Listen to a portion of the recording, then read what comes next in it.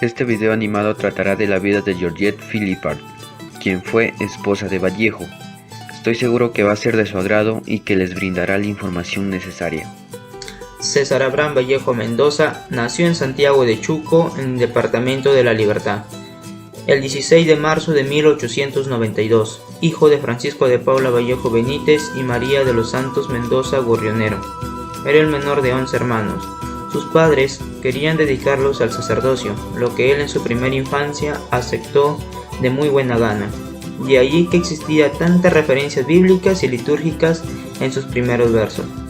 Sus estudios primarios los realizó en el centro escolar número 271 del mismo Santiago de Chuco, pero desde abril de 1905 hasta 1909 estudió la secundaria en el Colegio Nacional San Nicolás de Huamachuco.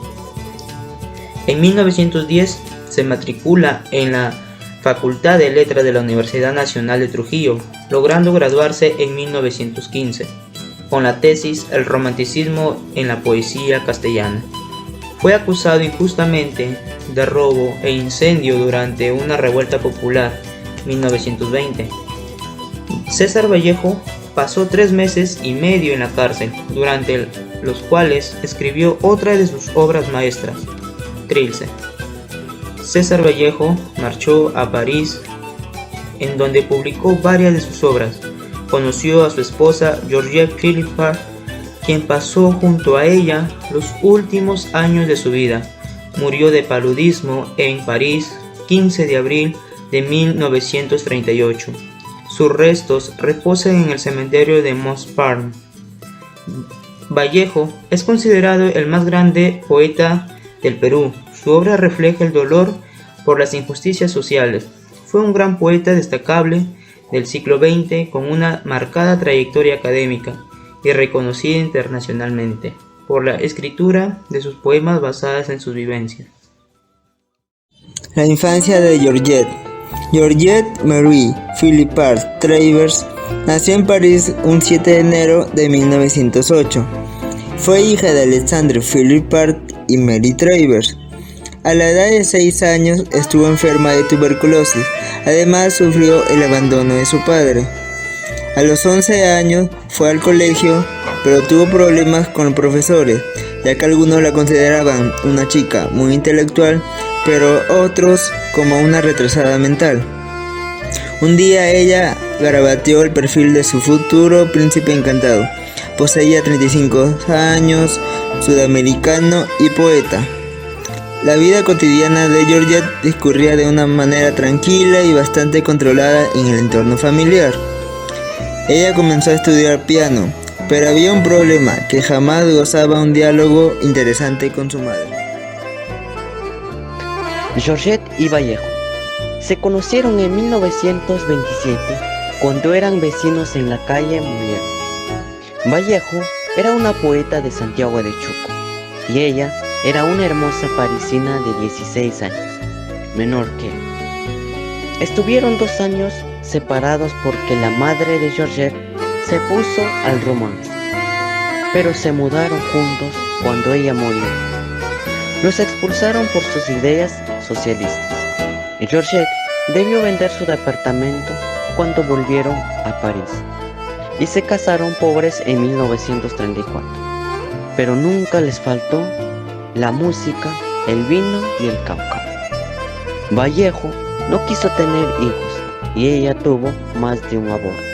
Sin embargo, se peleó con todo el mundo para que su amor trascendiera en poesía. Georgette acompañó a Vallejo a España para la segunda edición de Trilce.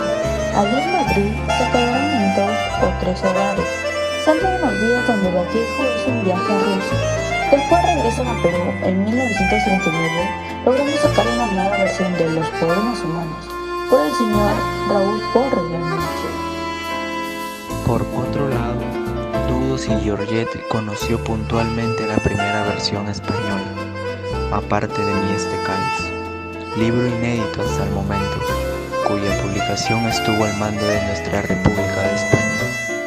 Otra satisfacción para Georgette ha sido la versión facsimilar de Monclova en 1968 de la obra poética completa de César Vallejo. En esa publicación que rectifica errores se integran apuntes suyos sobre poemas humanos y Obras de Georgette. En 1978, Georgette sufrió un grave accidente. Rodó por las escaleras, sufrió un derrame cerebral y hemiplegia parcial. Incluso en ese momento, durante el difícil proceso de recuperación, Georgette seguía oponiéndose firmemente a la repatriación arbitraria del cuerpo de su marido. Murió en Lima. Georgette se encargó de difundir la obra de Vallejo tras su muerte. Novelas y cuentos completos, poemas humanos, El Tuxteno y Flavas Salvajes. Obra poética completa con Los Heraldos Negros y Trilce, como poemas principales Contra el secreto profesional, El arte y la revolución, Teatro completo son las obras que supervisó.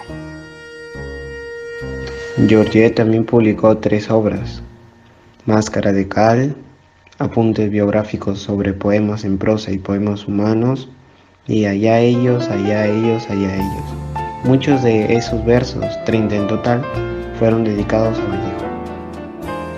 Tras la muerte de Vallejo y los sucesos acontecidos por la Segunda Guerra Mundial en Europa, Georgette viaja al Perú en 1951, en donde se propone salvar la literatura de su esposo y trasladar su cadáver a su país natal. Poco después empezó a sentirse insegura por el hecho de que los supuestos amigos de su esposo eran insensibles al deceso de Vallejo y sus obras. Sumado a ello, se comienzan a promover publicaciones ilegales de las obras del poeta. También había rumores de que era drogadicto y alcohólico.